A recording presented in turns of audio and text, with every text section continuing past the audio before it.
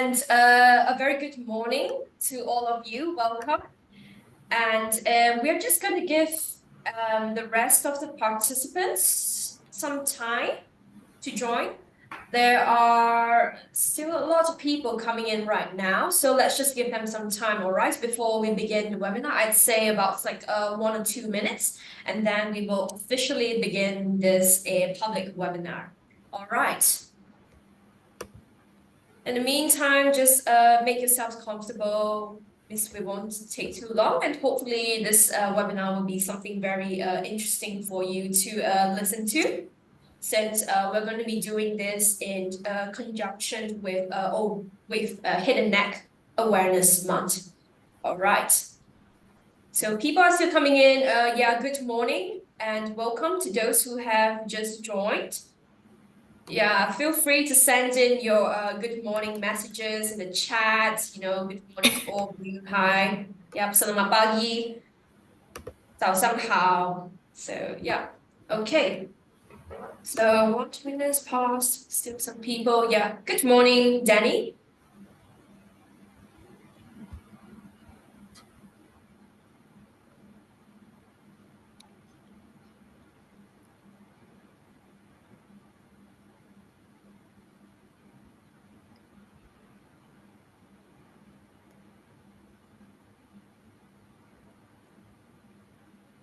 Okay, all right.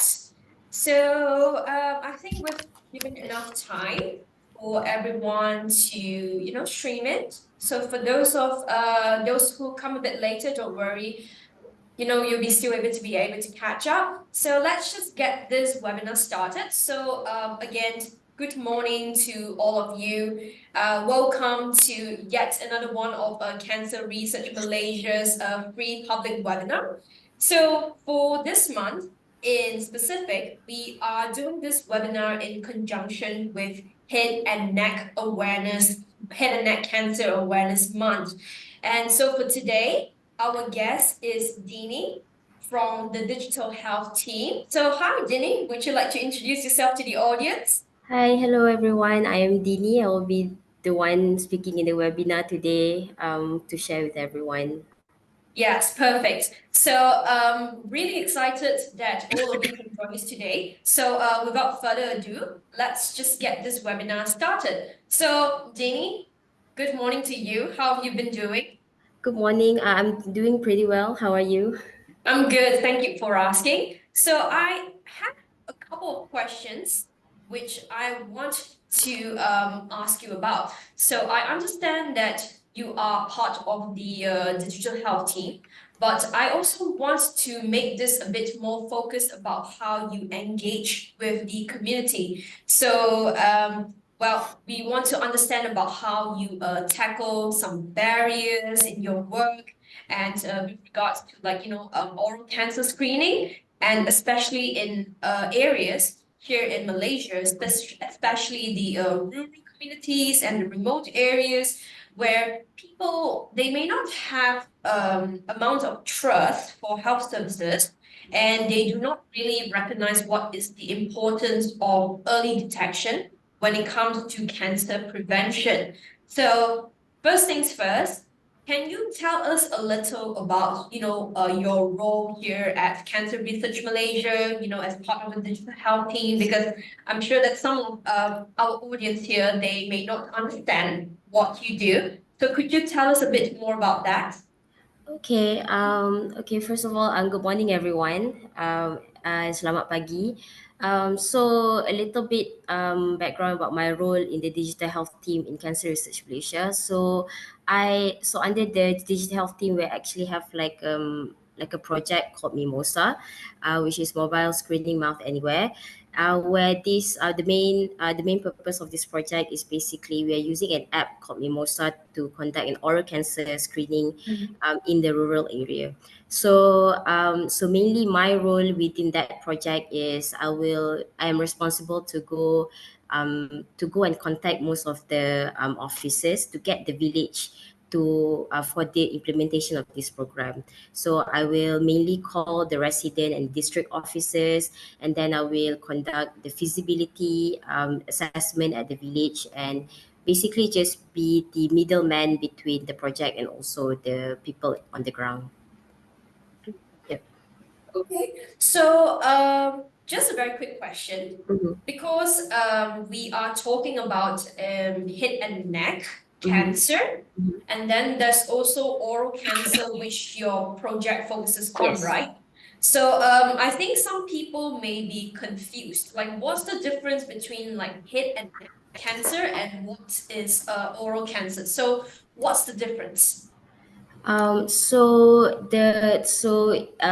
Mainly the oral cancer is mainly around the mouth itself. Yeah, yeah. So Yeah, near around around, yeah, yeah. yeah, around the mouth itself. So the head and neck cancer is mainly the if you know the nasopharyngeal cancer. So basically the nose, and yeah, Uh-huh. so it does not encompass the mouth area, but it's just Oh, I see. yeah, yes, I see. Because I heard that head and neck cancer is actually more of a general term yes. for all the cancers that happen, like in your throat Mm. and maybe in your nose, in your mouth. So oral cancer is, one of the head and neck cancers. Is Yeah, that yeah, correct? yes. But So I yeah, see. just So sometimes when mhm. we talk about oral cancer, we sort of like refer it to under head and neck Yeah, cancer, yeah, and then people will get a bit confused. So just to clarify, head yeah. and neck is the general umbrella Yes, term the umbrella for term. a lot of cancers that affects, well,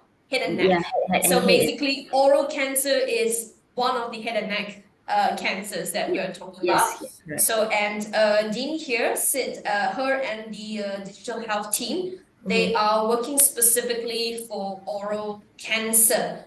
So, okay, since we are talking about oral cancer, what is the current situation on oral cancer here in Malaysia? We want to know a bit about how this cancer is affecting us. Mm-hmm. What is it like? Is it common? So these are the questions that, we'd like you to Okay. answer. Yes, so actually, the current situation of oral cancer in Malaysia today, we are seeing kind of like a significant challenge where actually over 63% of oral cancer is being detected at a late stage. And Oh, so when oral cancer is being detected at late stage, it does affect the 5 year survival rate, where it actually reduced from like 80% to less than 50%. And we are seeing that this challenge is basically tied back to the lack of access to oral cancer screening, where right now the oral cancer screening situation in Malaysia is mainly conducted in a dental clinic, or okay. when in dental clinic, meaning when people go to dental clinic for their checkup. So Mhm. only then oral cancer screening is being done, or when dental clinic go into like places conduct their outreach program, so that would be one of the time where oral cancer screening is being done. I Yeah, see. yeah, So, since you said that right now the only way to screen and see if you have oral cancer is to go to a dental clinic. yep. So, does it require like a specialized dentist, or is it like you could just pop by your dentist and they'll be able to tell you whether it's oral cancer? I would say that all dentists actually do have like learn how to detect oral lesion, but Okay. usually to recognize oral lesion, it is done by like an expert, meaning an expert, a specialist that has the expert in detecting oral lesion. I But it see. is but actually we are seeing a maldistribution of these specialists, especially in region of like rural area like in Sarawak, in Sabah. So usually they might can go to the dental clinic, but to have an access to like a specialist to actually confirm to them that they have oral cancer is a bit hard for them to get that access. Oh, I see. Okay. So you definitely do need someone, Yep. a professional, a Mhm. healthcare professional like a dentist to take a look inside your Yeah, mouth. yeah, And if they see anything strange, like you mentioned, an oral lesion. yep, So are oral lesions like those funny things that can pop up in your mouth, maybe like ulcers? yep, Are yeah, ulcers considered? yeah, So yeah, basically anything that stays there and it doesn't go away, yeah, right? Because yeah. sometimes I do get an ulcer Yeah. every once in a while. I think people do as well, but it will eventually go away. Yes. So Yes. I'm assuming that oral lesion is something a bit more severe, or Yes. is it Correct. something? Yeah, Yeah. okay, I got it. I got it. So like ulcers or anything growing inside there, or maybe some sort of injury, right? Those Yeah. are what classifies as oral lesions. Yeah. And okay, so you've also mentioned that a lot of people here in Malaysia, they usually detect oral cancer at a later stage. Yeah. So I also heard that, well, because this is cancer we're talking about, assuming that they have already reached like stage 3 or stage 4, the more severe and life-threatening. I also heard that 50% of these oral cancer patients, they actually die within like 2 years because of this, because it goes undiagnosed and also untreated. Is that correct? Yep. Yes. Correct. Oh, I see. So that's actually quite a serious Yeah. problem if you think Yes. about it.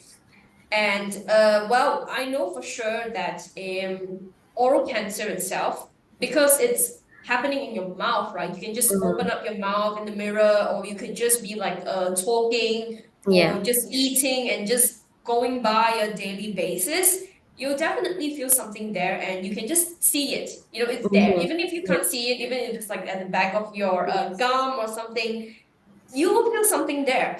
So Yep. I think it's quite surprising that people still end up delaying Eating. treatment, Yep. and ultimately and unfortunately they can actually die from oral cancer. Yes. Yeah. Okay, so going back a bit Mm. about the Mimosa project that the digital health team is doing. I know that the project is currently done in Sarawak, right? Yes. Correct. So is there a particular reason why Sarawak in specific? Because we have other states here in Malaysia. Yep. So people will be curious why Sarawak, what's so special about it? Could you tell us why? Yes, sure. So, particularly in Sarawak, the rural area, as we know of, they do show like a high prevalence of practicing risk habits. For example, like chewing bitter quid, buah pinang, yeah, buah What pinang, we yeah, and also a high smoking and also um, consuming alcohol beverage, and and not just particularly that they are risk habits, they're also in the rural area, they are faced with geographical barriers also to travel to the clinic. So and I think in Sarawak, the dental clinic is mal distributed among the rural areas. So like one dental clinic is taking care about like 17,000 people. So it's Oh, like, yeah, so it's like so not all dental clinic can actually, so to even for them to go into the rural area is quite expensive. A lot of things that they have to do. Yes, investigations, yeah. do so. That is why Mimosa is planned to implement in Sarawak because of these barriers itself. Seems like there's a lot of reasons why you pick Sarawak. Mhm. Yeah, because there are a lot of indigenous people living over Yeah. there. Yes. So they also practice chewing the buah pinang, do Yeah. they? Yeah. Oh, I see. So it's quite common over there as Yes. compared to Yes. what we have here in Peninsula, mainland Malaysia, Yeah. right? Yeah. Yeah, so I think it's about maybe it's just their cultural practice, Yeah. because they like to do it. Mhm. And of course, it's a very, very rare. So I've personally never seen Mhm. people chewing betel quid before. Mhm. Daun sirih, buah pinang, I've Yeah. never seen it, but I have seen it on television. Television. So Yeah. I know that if they chew it on a long-term basis, their teeth and gums will become red, right? Yes. Yes. I think Correct. that's one of the yeah, it's obvious, and then I've seen them like spitting on the Yeah. floor, Yeah. and Yeah. it kind of leaves a red stain over Yeah. Yeah. there. Yeah. Yeah. So does that mean that the fruit, I think the buah pinang, is it carcinogenic, or is it like why does it cause oral cancer? Yeah, it's because of the carcinogenic that you mentioned Oh, just I see, now. I see, I see. So when you chew it on a long-term basis, obviously it's gonna cause cancer, right? Yeah. Yes. Ah, I Yes. see. Okay. So you personally, you've been to Sarawak, right, Yep. Dini? Yes, correct. How many times already? Many times, for Yes, mimosa. many times for the whole of last year, I would say many times I've been to Sarawak. Yeah. Oh, I see. Wow, you must be an expert already, Maybe we should get you to tour me around Sarawak next time. Nah, just joking. Yeah. Okay, so I want to know when you and the team, when you go to Sarawak and you have to reach out to these rural communities, because there are, indigenous groups over there. I just want to know, are there any language barriers, faced by you and the team when you communicate with the villagers? We have the Iban, we have the Bidayu people over there, and let's face it, not all of us are fluent in the language. Yep. So how do you communicate with them? Are there any difficulties? Yes, we do face language barriers when we are there in Sarawak, and mainly because like our understanding is that we know probably if we know a little bit Iban and a little bit of Melayu Sarawak, probably we could have like understand. But going into some of the rural area, there are actually a different dialects, different region. Um, Oh, yeah, I could give an example, probably like around probably for the village nearing the border of Kalimantan, okay. their dialect is a mixture of an Indonesian dialect and also Malaysian Oh, dialect. So oh yeah, yeah, yeah. so even as for me, someone who have stayed in Sarawak for 3 years, I myself also don't really get to catch up what are they saying. So this is where Okay. I think the basis we have a healthcare volunteer that is leading the oral cancer screening program with Mimosa, where the healthcare volunteers are actually from the community itself. So having them on board have actually helped us a lot to be that middleman between us and also the community. And yeah, so they kind of like build that trust for us to so that we can like sampaikan we need to reach what we want to say to them about what the program can bring to the community. It actually makes a lot of sense Yeah. for you to get healthcare volunteers from the villages Yeah. itself. Yeah. But then the thing is that you have to get someone who is willing to do it. Yes, You correct. have to do translations and all of that because again, you don't speak their language. You're Yeah. not fluent in it, so you definitely need like someone like a mediator, like a middle person to Mm. help you to go through it. So these healthcare volunteers, do they actually help you with the Mimosa project? Yes, correct. The healthcare volunteers are like I mentioned just now. They are the one who are leading the screening project. So they are in the community who is going around to all of the villages to do the screening using the Mimosa app. Yeah. Oh, that's nice. You're actually building a relationship with that. I think that's Yep. great. Yep.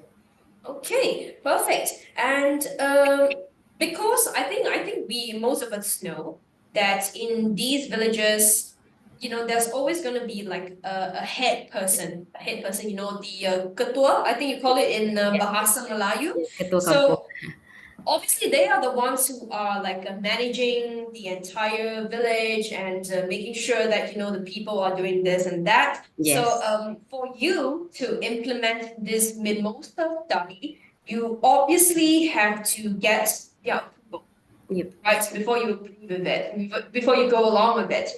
So how does the process actually happen? What are the steps you have to take just to get that approval?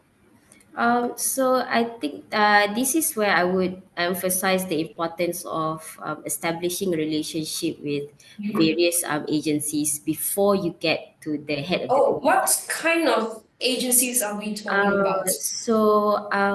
I'm not sure, but I'm not sure about how other communities work. But Okay. specifically in Sarawak, we understand that it's a very top down approach. So you would Hold go on. to the Okay. you Yeah. would go to the very top one. So in Sarawak, most of the places are being placed under a residency. So there is a residence office. So under Okay. residency, there will be a different districts. So and in each of the district, they have different head of communities under each district. So for what Mm-hmm. we do is that for what we did, we went and actually approached the resident office first to kind of like introduce the program and what we are hoping to do with the program, and through that we actually can gain a lot of like information about the villages that we want to look for. Mm-hmm. And so when we approach the resident office, they will say, okay, you can approach the district office. So then when we establish that relationship with district office, ultimately the village head, the head of community, will say, oh, okay, because the district office know these people, then we can actually talk to these people. So that's is kind of like how we gain approval from them. Oh, I see. Okay. Sounds like you really do need to take a lot of time, just reach out to the right people Yes, so yeah, that you can actually get in contact with the head of the yeah, communities. yeah. So just out of curiosity, so when you approach these people, do you ever get like rejected? Like they said, nah, we don't want to go through with it. We have more important things to do. Mhm. Are there some rejections? Oh, yeah, definitely. We do have some rejection happen. Oh, I see. Yeah, it's just some rejection happen, and it's mostly not because like they're not interested in the program or anything. Well, yes, during the first few calls, they would probably say like, "Oh, scam kadi," or like that, like, "Where do you get my number?" Things like that. But I see, I see, I see. when you introduce yourself properly and say that you this is a program that is collaborating also together with the KKM, with the district office also know this, you present with like a proper letter and all, and then they would actually open up to listen to what the project is about. But most of the time they will reject because probably at the time when we approach them, the villagers are not around, or probably they themselves already have like an existing program in the village, so they cannot juggle between two, three programs at once. So yeah. See, I see. So just not the right timing, right? Yes. So, usually what do you do after, you get rejected? I mean, since you've mentioned that sometimes mostly the reasons is because the villagers are not around, or maybe because they're occupied with other projects. So even if you do get rejected at that time, will you like have a follow-up with them, It's like a Mm, follow-up, or maybe they change their minds. They say no now, but maybe they'll say yes later. But do you still keep in contact with them? Yeah, yes. We did say to them when they reject that, we say that if Yeah.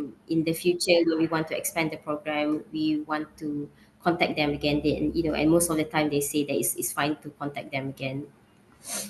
See, yeah, you still. I think it's really important that you still maintain the relationship, like even though you get rejected, so Yeah. that in case they do need your help next time, in the future, then you can easily reach out to them. So yeah, Yep. I think it's kind of it kind of makes sense to not just like cut the Yep. relationship just because you got rejected, because that sounds Yeah. a bit petty. Yeah. But okay, very interesting. I think we are getting an idea of how things work over there so Mhm. far. So, since you often go to Sarawak, can you describe what the typical journey to one of the Sarawakian villages is like?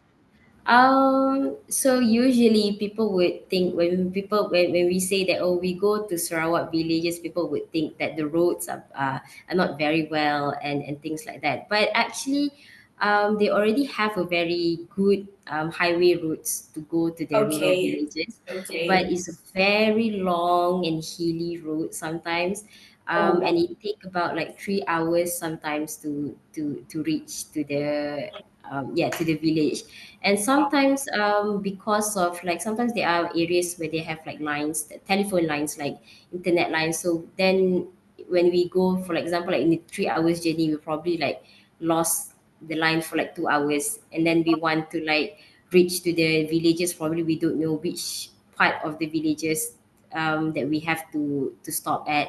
And typically I would say that is how the journey is like. And another thing I would say is that there's a lot of uncertainties when you go to the village. When you go to the village, uncertainties here meaning that sometimes you can plan um, the meeting early on, that you want to meet at certain time, but because of sometimes there like lack of like in there like internet issues and all that, so it kind of like cut off the contact between us and the village head and the communities.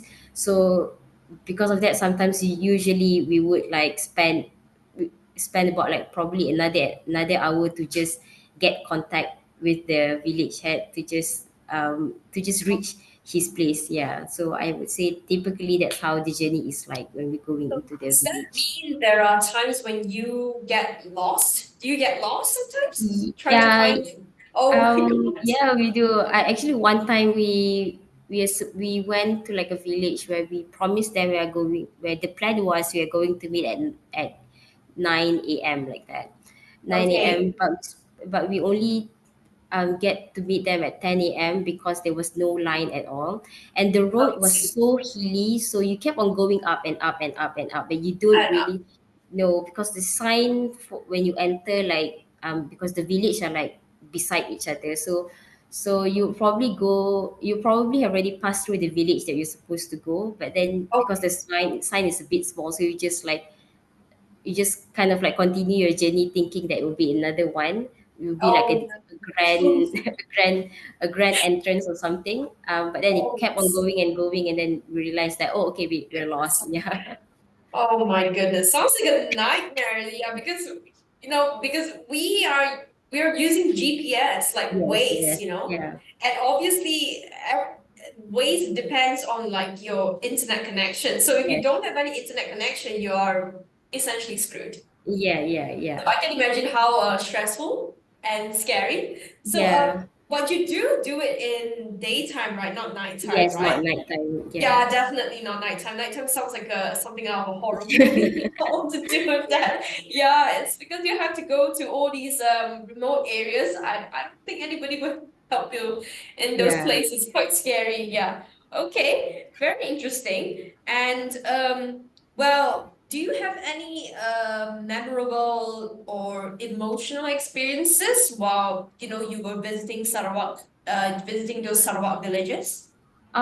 Yes, I think one of the most memorable experiences, I think, when we have to, there are some villages that we have to travel by sampan using a very small, narrow boat Oh, yeah. to move from one place to another place. Even though it's quite like a short distance, but Yeah. for some of us, it's a really scary thing to hop onto like a very narrow boat to just reach But to one place. Yeah. the good thing is that you don't have to row the boat yourself, Yes, right? I think someone will yeah. be there to row, but how small is it exactly? Because Uh, I've never been on sampan. I think the one that we went on was quite, I think, quite big, because you can have like two, three people Uh-huh. on top of that. Oh, But I think after we arrived, we saw another sampan went out. When it was very narrow, oh my gosh. and then there's one time when we went to this one village. That one, it looks like a very huge Oh, I distance of river, see. and that one was a very small sampan, so everyone was queuing up to go to that village, to go I to, because that see. is like their mode of transport, right? So Yeah, yeah, yeah. yeah, so at that time when we saw that boat, we don't think that it would be safe for us to kind of like travel to.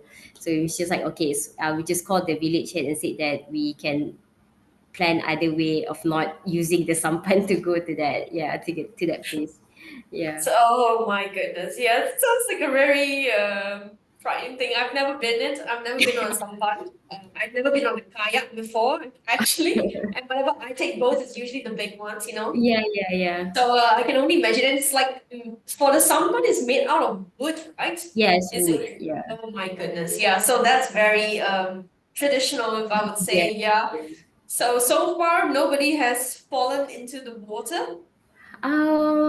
Actually, Oh, someone the did. actually the sampan that we rode on, I think we went and then we went back to Semenanjung, to Peninsula, and then a couple of weeks or months after that, Yeah. we saw like a news that someone fallen off from that sampan.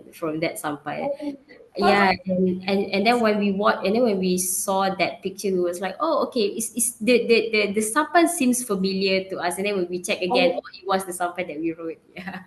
oh my goodness, yeah. Oh, thankfully it's not you. Yeah, yeah.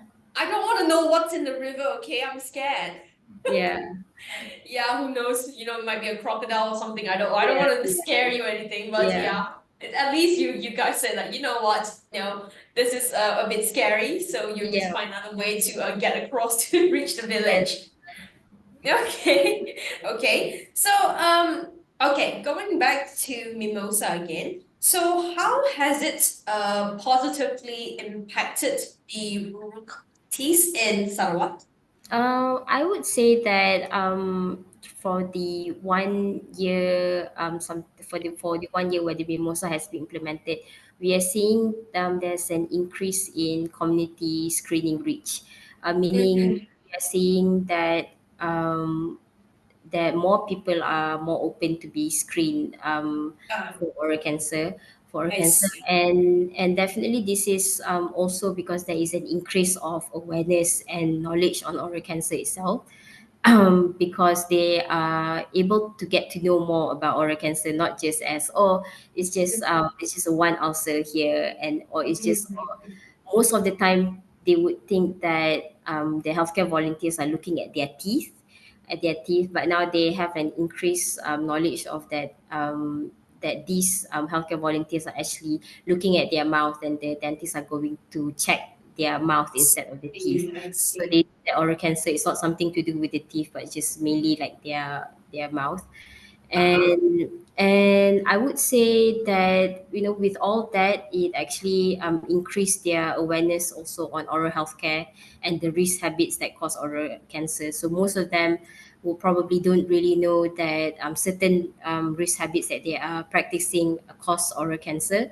So I now see. they have a little bit more knowledge on that. I And I see. would say other thing, how Mimosa has positively impact the rural community is it actually allow the community members, the villagers, to understand that they can play a role in oral cancer screening. So this goes Mhm. to healthcare volunteers, how Yeah. we can actually tell them that you can, without any medical or dental healthcare background, you can actually lead the screening program to actually be part of something to increase that reach. Yeah. That's actually quite meaningful if you think about it. Yeah, that they're contributing to their own community, even though they don't have any, medical qualifications and such like that. Yeah, I think that's amazing. That's how ordinary people can also play a part in battling oral cancer and helping out their community. But okay, we're talking a lot about mimosa, but I don't think Hmm. we have explained very clearly how mimosa works. So, for those of you who are curious and you want to know, so mimosa is essentially an app, right, Jenny? Yes, correct. App that can be installed into a phone, but don't get excited and get into the App Store, Google Play, because you won't find it there. I think only you and the healthcare volunteers as well as the digital health team have access to the app, right, Dini? No, actually, if you go Okay. to the Google Play Store, you can actually, if you type in Mimosa, you can And it's actually like people in find. the public like use it? I don't think so, right? Yes, yes. So But I think when you want to register for it, we will be the one who's going to approve or not. Oh, Yeah. I see. So you need like an account, you need to like Yes, sign yes, up. Otherwise, it's I wouldn't say it's like free for use like that. yes, correct. So it's an app, and so the purpose of Mimosa is essentially to facilitate the early detection of oral cancer. Because again, like we've mentioned, you know, oral cancer it's easily seen, and that makes it easily photographed. You know, Yep. so since it's an app that can be downloaded into the phone and used on your phone. So essentially, you just need well your phone. Yeah. Yep. So I think that's and for Dinny. So technically, you just have to take a picture of the mouth, the oral cavity. And I think because since Mimosa is operated by AI, artificial intelligence, you know, everybody is all about artificial intelligence nowadays. Since it's operated by AI, so the AI will tell whether or not it's a symptom of oral cancer. Is that how No. it works? No? No. So Right. basically how Mimosa work is that so the healthcare volunteer now is by healthcare volunteers. So they will take 9 sides of the mouse. So they have to take 9 images Okay. of the mouse. So that Yeah, the up includes there. Yeah, entire okay. the basically like the left right side of the cheek and all that. So they have like Okay. they have to follow through like a sequence of 9 images they have to take. So the currently right now the AI in the app can only tell whether the image is of good or bad quality. Bad quality. Oh, I So see. So you yeah. have to take the pictures very clearly, otherwise they say no, you have to do it again. Yes. No. I mean, Okay. they can still go on to the next one to take the next image, but the basically the AI prompt will only kind of like tell you whether the image is of good or bad. Yeah, I good or see. bad. Yeah. Okay, okay, So okay. healthcare volunteers are before we actually implement the app in the village, they are being trained on what side of the on how to take the images. So why they have to take a very good quality of the images so that when it reach to the dentist to review, the Okay. dentist will be able to see and whether there are any lesions that need to be referred to them or the specialist. Yeah. I see. Okay, okay. That actually makes sense because in a way you are sort of like preventing yourself and the villagers from like traveling long, difficult Yeah. distances. Because again, that's one of the main problems that we are facing in Malaysia with regards to oral cancer. You know, because Sarawak is so big, it's really big. And I can only assume that there are like a couple of dental clinics in Sarawak, and they're all like in the capital, right? Like Kuching and Miri and maybe some other towns as well. Yeah. But if you're talking about the remote areas, you know, deep in the forest, the jungles, then it's gonna be a problem. So I think Mimosa, I think I can see the purpose of Mimosa now because they have mobile phones over there. You know, everybody's using mobile phones nowadays. So it sort of like removes the necessity to like, Yep. you know, if there's nothing wrong, if there's no oral cancer or any serious oral lesions, then they won't need to take all the trouble just to go to the city and get it checked out, right? So it's sort of like a filter, it's sort of like filter it, Yeah. just to make sure that, oh, everything is okay, then you will need to go. And if there is nothing wrong, then there's no need for you to go, right? Yep. Okay, so mimosa is actually spelled Memosa. A. Yeah, mimosa. Like mimosa, you know, like we know it, but remove the I with an E. So it's Memosa, and it stands for mobile mouth screening anywhere. So that's what Yeah. mimosa stands for. Yeah. And Dini is actually wearing a uniform for Yeah. mimosa. Dini, you want to show them? Yeah. Yeah, that's how it looks like. Yeah, so it's right over there. So that's Yep. how it looks like. That's the logo for mimosa, and that's how Mhm. it's spelled. Okay, and Dini, I have one last question for you. So, what are the digital health team's future plans and goals for Mimosa?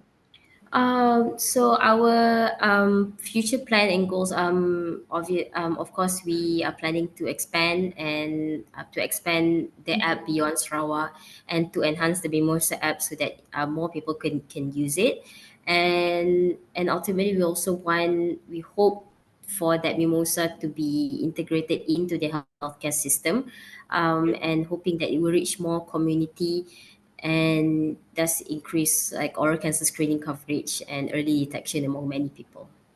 Okay. Yeah. So yeah, I can understand that it's a very complicated process to do all of it. Obviously, the way we it's easier said than done, right? Because I know for sure that you can tell based on experience. You have to go through so many things just to allow these villagers and the opportunity to actually screen for oral cancer, because you said it's quite prominent over there, right? The oral cancer is quite prominent over there because they are chewing on the buah pinang betel quid, Mm. and it actually increases their risk. So if you know that they are suffering from this kind of cancer, why not just go ahead and help them get diagnosed and help them get treated early so that they don't die. So Yep. that's one thing. So yeah, it's really great work what you and the digital health team are doing. Very noble work, and I applaud you for going through those journeys to Sarawak. I can tell that maybe each and every one must be a very unique experience for you. Yeah. Yep. So hopefully nobody in your team falls on the sampan. No. That would be very scary. Yeah. But yeah, that's essentially all of the questions. So thank you so much for taking the time to answer all of them and be here for this webinar, Dini. Thank And you. before we come and end to this webinar, now it's time for you, the audience, to ask us questions if you have any. So we are open for 10 minutes Q&A session. So to everyone, if you have questions for Dini or I, just send them in the chat box and we will answer them. All right? So let's get it going. So does anybody have any questions? Just send it in the chat or send it just, yeah, anywhere in the chat box. Yeah. If there are no questions, then we can actually conclude the end of the webinar. But we'll just give people the benefit of doubt to type in their questions. Anything about Mimosa, anything if you want to know more about Dini's experience or anything about the work that we do here in Cancer Research Malaysia, we'll be happy to, answer your questions. Okay. So we have a question from Dini, and how is the quality of medical service in Sarawak in time you go there? He's asking about the Yep. So I don't think I'm qualified to actually talk about the quality of medical service in Sarawak because I think for us we mainly kind of like deal with the community itself, and not really seeing how beyond that how is it been done. But I would say that as of now, I think there is some sort of a quality there, but it's just there is a barrier of people accessing that service, that healthcare service in Sarawak. Yeah. Yeah, I think it's definitely very different in Sarawak as compared to Selangor and also Kuala Lumpur. Because over here we have like dental clinics everywhere. You can just like get into your car, you can just drive, and then you'll be able to find a dental clinic, right? But for the situation over there, I think it's very different. Yeah, it's very, very different, right, Dini? Yes, correct. Okay, so hopefully that answers your question, Danny. Okay, and another question that we have, can I download the app? Yeah, you can, but if, like Dini already mentioned, Chia Guat Hua, so you can download the app. It's available in Google Play, is it? Yes, Only Google yes. Play, not the App Store, right? Wow, that's discrimination. Yeah, so it's available in Google Play, but like Dini said, you have to actually sign up. You have to make an account to use it. Otherwise, you won't be able to use it, and it has to be approved by Dini and her team before you can actually create the account. So hopefully that answers your question. Okay, we have Sarawasti. Hi, is there a link to fill up for CPD points? Okay, So unfortunately for our webinars, we do not offer any CPD points. So hopefully that answers your question, Saraswati. And okay, so I think just on my side right now, I think a lot of people are wondering about e-certificate. A lot of people are just asking about it. So since you've attended the webinar, and yes, you will get an e-certificate for a minimum of a RM1 donation. So I will be sending out a feedback form to all of you, and via that link, you can actually fill it out. And the form will also ask you whether or not you will be wanting an e-certificate. So you're gonna have to give us your full name as per your NRIC, your identity card. And so yeah, if you want to get the e-certificate, yeah, you're gonna have to give us those details and also the minimum donation of RM1. Oh, so I see that one of our digital health members is also attending this webinar. So her name is Alia Nabil. Alia, hi Alia, thanks for dropping in just to check on Dini and I. So she has actually kindly sent a link in the chat box for those who want to know more information about Mimosa. So the link is right over there. And yeah, so since I've already mentioned about the e-certificate, yeah, so just minimum RM1 donation. It's in the feedback form. The feedback form will be sent to all of you tomorrow via your email address, which you use to register for this webinar. So over there, you can just do it. And if you do not receive any feedback form, please inform our comms, our communications team, and we'll be able to help there onwards. Yeah.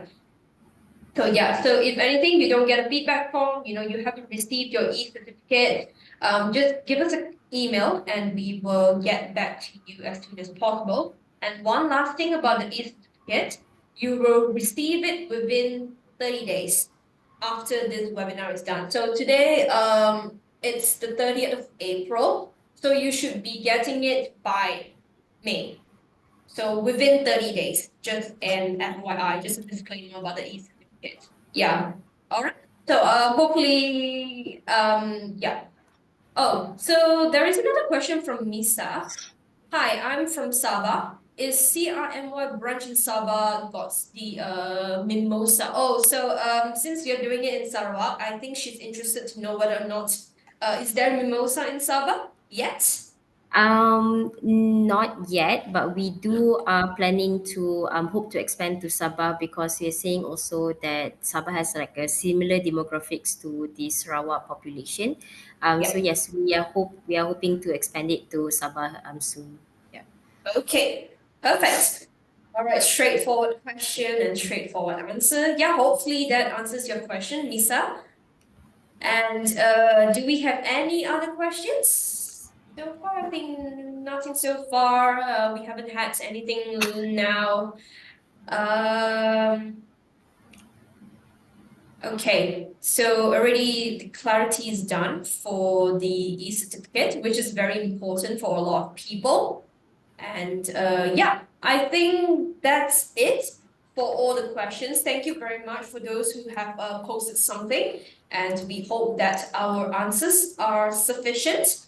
All right then. So actually, this comes to an end to our webinar. Once again, thank you so much, everyone. Thank you, Ginny, and thank you to everyone here, the audience, who have taken up their time to well reach out to us. One last question from Misa.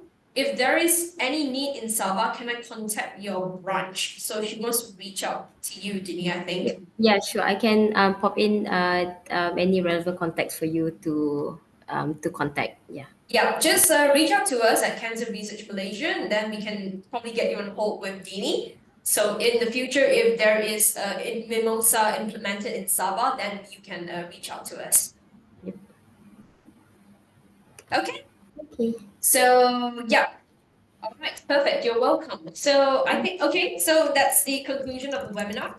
So hopefully you've all learned something in relation to head and neck cancer awareness month, as well as a bit about oral cancer here in Malaysia and what Cancer Research Malaysia is doing the contributions and the efforts from the digital health team. Dini over here is one of them.